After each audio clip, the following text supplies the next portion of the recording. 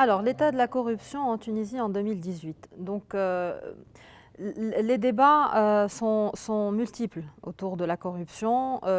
C'est un thème, c'est une question, c'est une problématique qui est vraiment au cœur du débat public aujourd'hui. Et aujourd'hui, plus que jamais, c'est-à-dire depuis la Révolution. Certains disent qu'elle a augmenté, d'autres qui disent que c'est une simple perception.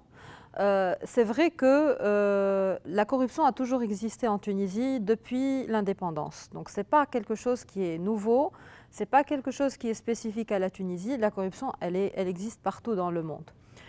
En Tunisie, la corruption faisait partie du système, c'est-à-dire jusqu'à la Révolution. Donc la corruption existait.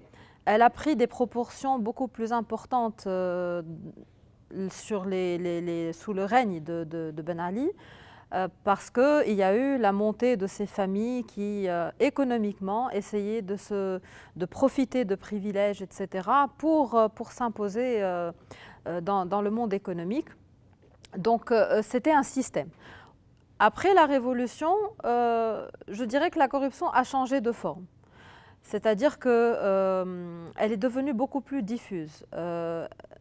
On parle beaucoup de petites corruptions, c'est-à-dire les petits passe-droits qu'on essaye d'avoir auprès de l'administration pour avoir un privilège ou pour passer plus rapidement dans les procédures, etc. Donc elle a changé de forme. Est-ce qu'elle a augmenté? Honnêtement, nous n'avons pas des moyens tangible de mesurer si elle a augmenté ou pas, mais la perception, clairement, oui.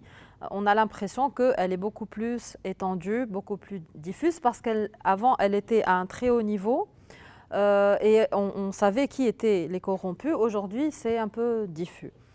Et puis aussi, pourquoi on a l'impression qu'elle a augmenté? Parce qu'aujourd'hui, on en parle librement.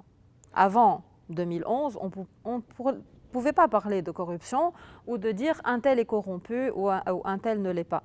Aujourd'hui, on en parle librement et je pense que le fait d'en parler librement, le fait de dénoncer, donc à travers les associations, à travers les médias, le fait de dénoncer fait que ça devient un élément de notre quotidien. Donc, mais ce serait intéressant de pouvoir réfléchir sur comment on pourrait mesurer concrètement la corruption en Tunisie pour voir si réellement elle a augmenté et si oui, à quel niveau elle se situe précisément.